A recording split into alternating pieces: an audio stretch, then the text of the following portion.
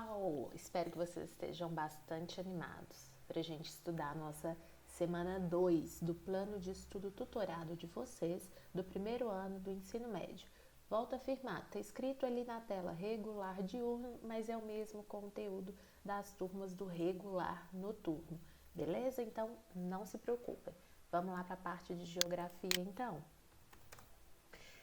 Meu povo, a página 87 é a página que dá início à nossa semana 2. Então vamos lá, vamos ver qual que é o nosso eixo temático. Mutações no mundo natural, de novo, continuamos com o mesmo eixo. Continuamos com o mesmo tópico da semana anterior, que é a relação sociedade-natureza e fontes de energia. A habilidade é que muda, meu povo. A habilidade da aula de hoje, da semana 2, é explicar a geopolítica do petróleo, contextualizando no cenário atual de distribuição, produção, consumo, comércio e reservas. Então preparem-se, a aula de hoje é uma mescla de geografia política, geopolítica e geografia física. Então a gente vai trabalhar tanto aspectos políticos, mas também aspectos naturais. Espero que estejam bastante animados. Então vamos começar, meu pessoal? Primeira coisa importante aqui, ó, na página 87, né? Nós temos que ter clareza sobre a definição de geopolítica. Se a gente não souber bem o que é geopolítica, como é que a gente vai entender a geopolítica do petróleo, não é? Então, olha, de uma forma bem sucinta, a geopolítica é um ramo de estudo que faz parte da geografia e que busca interpretar fatos atuais, sobretudo as relações estabelecidas entre países.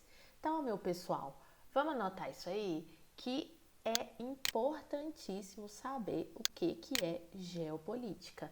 Então, olha, ramo da geografia que busca interpretar fatos atuais. Então é uma área muito legal de atualidades e tal, sobretudo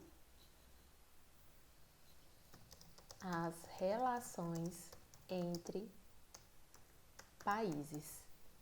Ficou claro, então? Então, o foco da geopolítica é o relacionamento entre países, principalmente, né, no contexto atual. E aí, quando a gente fala de geopolítica do petróleo, significa que o foco é interpretar relações entre países que tenham como pano de fundo o petróleo, tá bom? Então, é essa a ideia. Vocês devem estar se perguntando aí, por que a gente tem que falar de petróleo? Primeiro, gente, eu vou resgatar um pouquinho a aula da semana 1, não sei se vocês lembram. Na aula da semana 1, eu mostrei para vocês a matriz energética mundial. Tinha um gráfico mostrando a matriz energética mundial. E aí, o que é super importante a gente lembrar? Que a maior parte da matriz energética mundial depende do petróleo. Dependia na década de 70 e continua dependente ainda nos anos 2000, tá bom? Então, por isso que é importante a gente falar sobre o petróleo, porque a humanidade ainda é muito dependente dele como fonte de energia e não só dele como fonte de energia, mas também dos seus derivados. Que aí entra o plástico, colchões, solventes, tintas, lubrificantes. Tá aí, então é por isso que a gente está falando de petróleo. A gente está falando de petróleo porque a humanidade é muito dependente dele e de seus derivados, ok?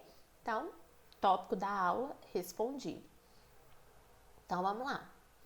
Então, olha, se a sociedade, se a humanidade é muito dependente desse recurso, isso significa que ele se torna algo muito valoroso, algo de grande interesse para aqueles países que detêm reservas, mas não só para aqueles que detêm as reservas, mas também para aqueles que consomem o recurso. Ficou claro? Então, isso é importante. Aqui a gente tem um pouquinho de geografia física. A gente vai falar um pouquinho de como que se forma o petróleo. A formação do petróleo também torna esse recurso muito importante, porque ele é uma fonte de energia não renovável. Isso significa que ele demora muito tempo para se renovar. Ele não se renova numa escala de vida humana, ele vai se renovar numa escala que nós chamamos de tempo geológico, milhões de anos, às vezes até bilhões de anos. Então, ele é formado a partir do processo de decomposição do fitoplâncton e zooplâncton. Então, restinhos de animais marinhos, vegetais marinhos, que vão passando por processo de decomposição e eles vão se acumulando juntamente com os sedimentos, que são pedacinhos, partículas de rocha. Então, por isso que o petróleo ele é muito encontrado nas bacias sedimentares. Ele é encontrado misturado aos sedimentos, ok? Vamos ver foto para a gente entender como é que funciona? Olha aqui, galerinha. Então, aqui nós temos uma imagem que mostra o processo de formação do petróleo e também do gás natural, que é encontrado associado. Então, essa retinha aqui, essa setinha marrom, ela mostra o processo de formação, então, aqui da esquerda para a direita. Então, esses símbolozinhos aqui azuis que aparecem na tela estão representando aqui o fitoplâncton, não tem aqui o zooplâncton, mas também, que são os animais vegetais marinhos, ok? Aqui em amarelinho nós temos sedimentos. Então, com o passar do tempo, alterações de temperatura e pressão vão levar a um acúmulo de sedimentos, que são fragmentos de rochas, que vêm de outros lugares. Esses sedimentos vêm normalmente transportados pelos rios e os rios desaguam no mar e aí eles começam a se acumular. Esse acúmulo de sedimentos acontece concomitantemente, ou seja, ao mesmo tempo que a decomposição do fitoplâncton e zooplâncton. Então, não sei se vocês conseguem perceber, mas essas manchas em tonalidade mais escura entre os sedimentos representam, portanto, o petróleo. Esses sedimentos, com o passar do tempo, eles começam a passar por um processo que a gente chama de litificação.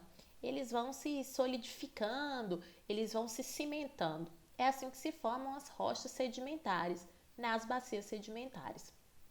O petróleo fica acumulado, então, nessas rochas sedimentares. Para fazer a extração em alto mar, é necessária a instalação de plataformas de extração. Então, essa plataforma de extração, através de equipamentos adequados, vai fazer a perfuração da rocha ou da camada de sedimentos para conseguir fazer a exploração do petróleo aqui em altas profundidades, em elevadas profundidades. Espero ter ajudado vocês a entender o processo de formação do petróleo, que não é nada simples. Vamos voltar aqui então. Quem são os países que estão envolvidos na geopolítica do petróleo? Eu diria que todo mundo. O mundo inteiro está envolvido na geopolítica do petróleo. Até quem não está inserido diretamente nas guerras acaba estando envolvido na geopolítica do petróleo, certo? Mas eu diria que a gente tem que pensar em 3 grandes grupos. Os que detêm as reservas, os que são responsáveis pela extração e produção e os consumidores. Então, eu diria que nós temos esses 3 grandes grupos. Vamos anotar isso aqui, que é importante? Vamos lá, olha.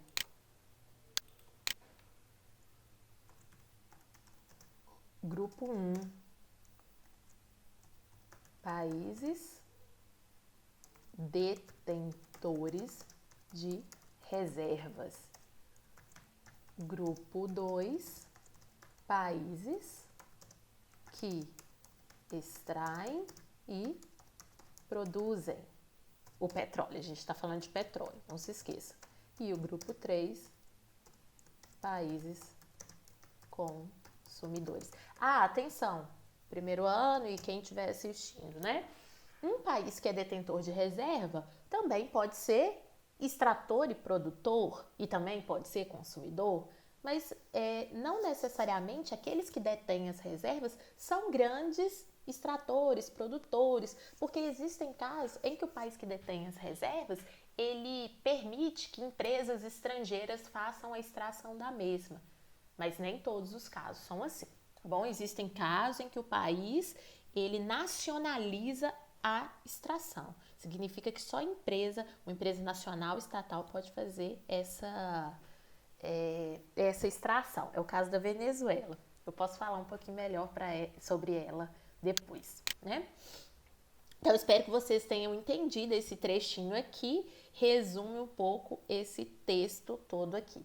Tá joia? Quem quiser saber mais, vai clicar aqui nesse link e vai assistir ao vídeo Sem Fronteiras, a Geopolítica do Petróleo no Mundo. Não vou assistir com vocês porque a gente vai para mão na massa. Então, vamos lá, atividade mão na massa. Observe a tabela sobre as reservas, a produção e o consumo de petróleo para responder às atividades 1 e 2. Então vamos lá, meu povo, eu quero focar com vocês aqui na porcentagem. Não vamos olhar toneladas, não, vamos focar na porcentagem. Quando a gente olha aqui a porcentagem, fica evidente pra gente esse número aqui, ó, 65,4%. Quem que detém 65,4% das reservas? Os países do Oriente Médio. Então, olha, essa informação, meninos, meninas, ela é super importante. Vamos grifar ela aqui, ó. Nossa, o Oriente Médio detém mais da metade das reservas de petróleo do mundo. Agora, olha, produção. Eles também são responsáveis pela maior produção, 28,5%. Mas repara para vocês verem, eles detêm as maiores reservas, mas eles não têm a mesma porcentagem em nível de produção. É aquilo que eu expliquei. Detêm as reservas, né? Mas não necessariamente produzem a mesma porcentagem se comparada à de reservas. A gente pode perceber aqui, por exemplo, que a Europa, olha que interessante essa análise que a gente pode fazer.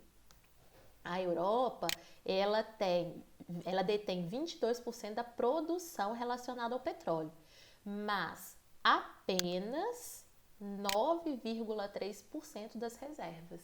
Então, isso é interessante observar, tá, galerinha?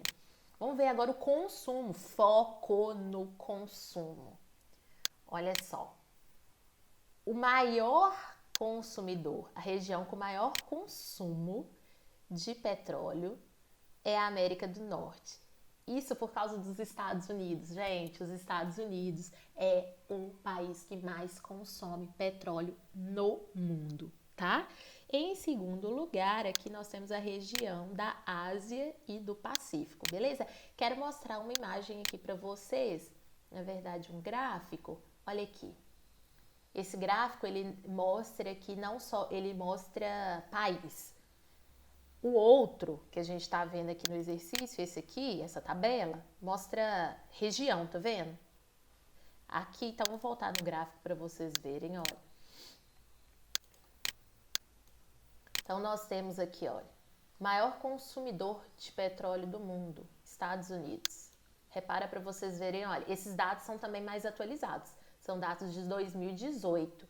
O dado da tabela que está no PET é de 2002. Então, olha, os Estados Unidos consomem quase 20 mil barris de petróleo por dia. Sozinho, os Estados Unidos consomem 20,2% das reservas de petróleo do mundo, tá bom? Agora vamos ver aqueles país, não região. Cuidado para não confundir, tá? Então, vamos ver as maiores reservas. Olha aqui, galera. País. Quero dar um zoom para vocês. Não, volta, volta, volta. Aqui.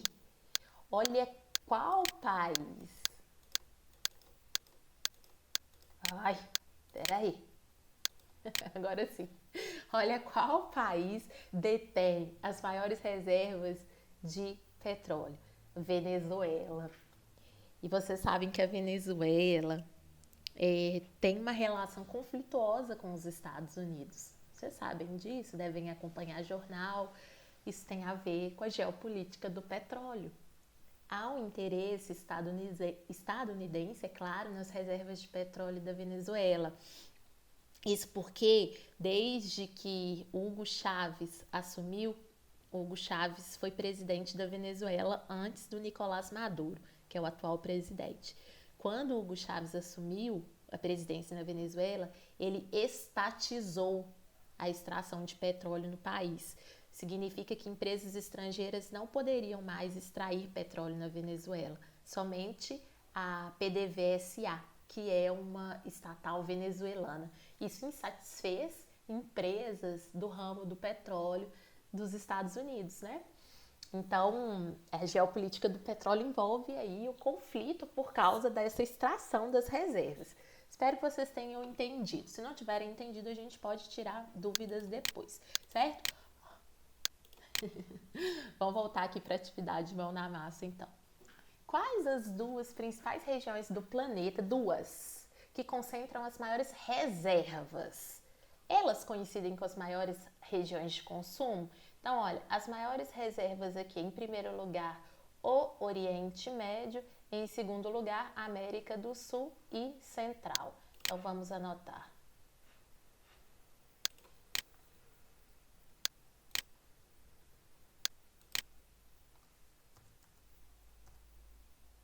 Maiores reservas, então, são Oriente Médio e América do Sul e Central. Vamos colocar a porcentagem, pessoal? América do Sul, não, Oriente Médio, 65,4% e América do Sul e Central, quanto é que é mesmo? 9,4%.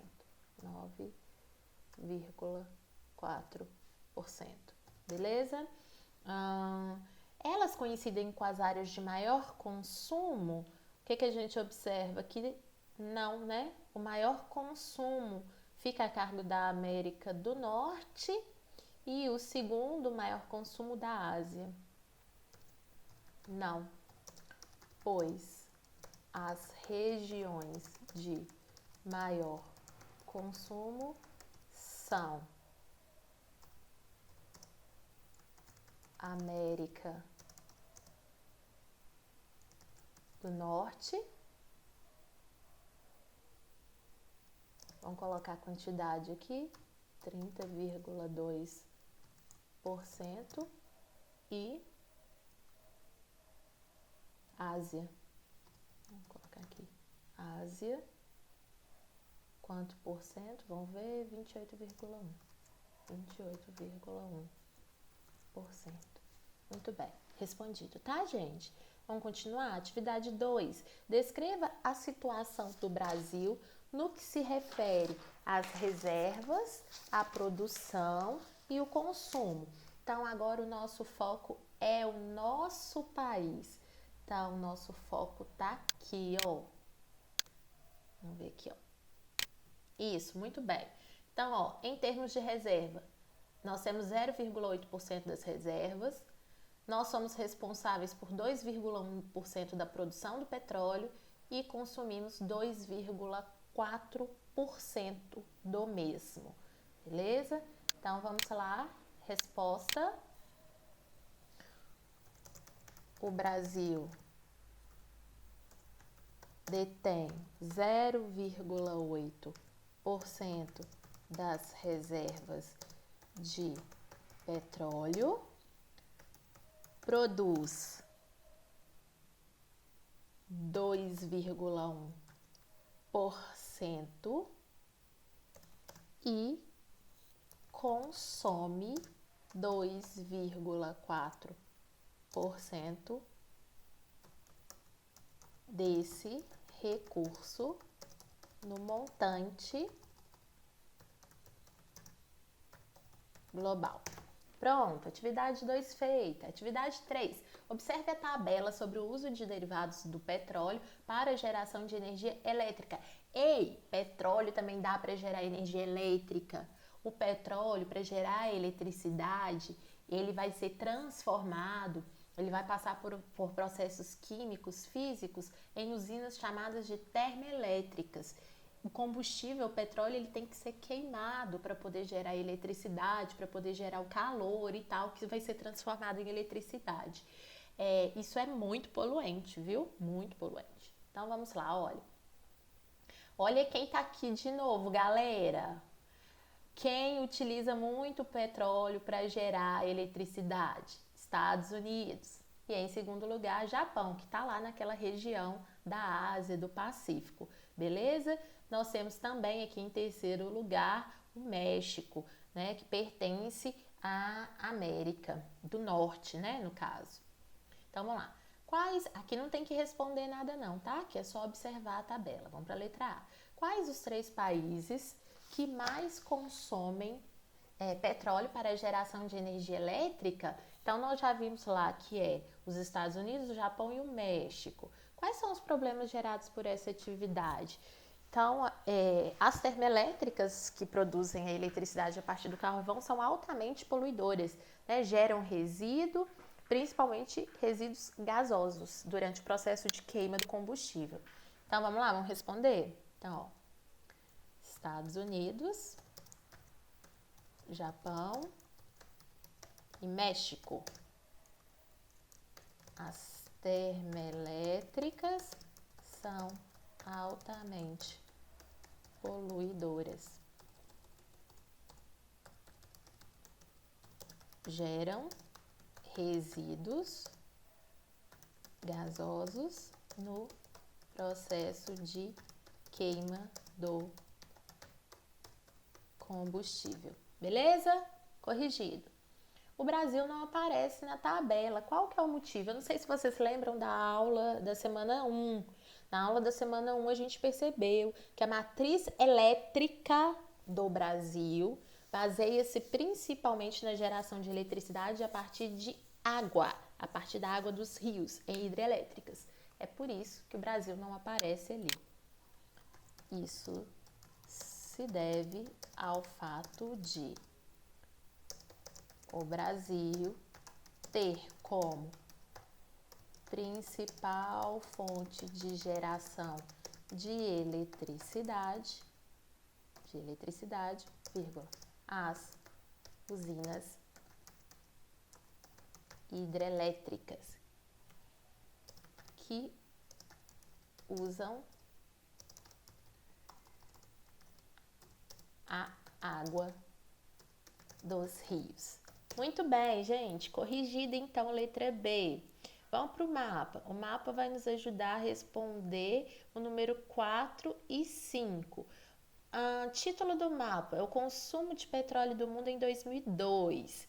Aqui a legenda ela vai mostrar tonalidades, certo? Então essas tonalidades elas vão daqui para baixo, aumentando o consumo. Então essas áreas aqui nessa tonalidade que eu estou mostrando para vocês é onde nós temos elevado consumo. Esse bacaninha aqui, ó, é os Estados Unidos, tá? Então, grande consumidor de petróleo, isso para o ano de 2002, beleza?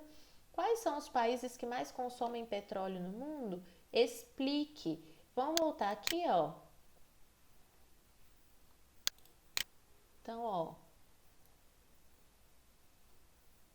que mais? Vamos ver se eu consigo diminuir isso. Não sei se eu consigo voltar. Tô querendo achar quem consome. Aqui, olha, pessoal. Então, quem mais consome petróleo no mundo? Estados Unidos, China, Índia. Só que a gente tem que pensar que esse daqui é o atualizado, tá? É o de 2018. Vamos fazer com esse atualizado, que é melhor, né? Do que aquele mapa que é de 2002, não é mesmo? Então, vou fazer com esse atualizado. Estados Unidos, China, Índia. Vou colocar esses 3, tá? Estados Unidos. Peraí, deixa Deixa eu voltar lá. China, Índia.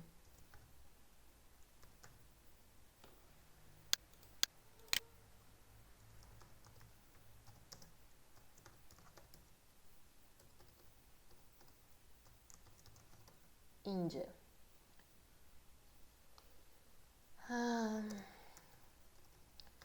Pois apresentam as maiores porcentagens de acordo com o mapa e com pesquisas feitas. Então, Estados Unidos, China e Índia, pois apresentam as maiores porcentagens de acordo com o mapa e com pesquisas feitas. Porque o Brasil, embora seja um país produtor de petróleo, não figura entre os grandes consumidores? Ô, gente, olha, aqui de novo tá errado, olha. Não é matriz energética, vocês lembram que eu corrigi isso na aula passada, é matriz elétrica. Né? Há uma confusão no PET aí entre matriz energética e matriz elétrica. Para a geração de eletricidade, a gente está falando de matriz elétrica apenas. Quando a gente fala de matriz energética, a gente está falando de todo e qualquer tipo de energia, não só elétrica, tá bom? Então aqui, dica. A dica é, lembre-se de rever nossa matriz elétrica, tá? Então, por que o Brasil, embora seja um país produtor de petróleo, não figura entre os grandes consumidores? Pelo que a gente já respondeu. Porque o Brasil tem uma matriz elétrica muito baseada na hidroeletricidade, que é a eletricidade gerada pela água dos rios. Então, vamos lá.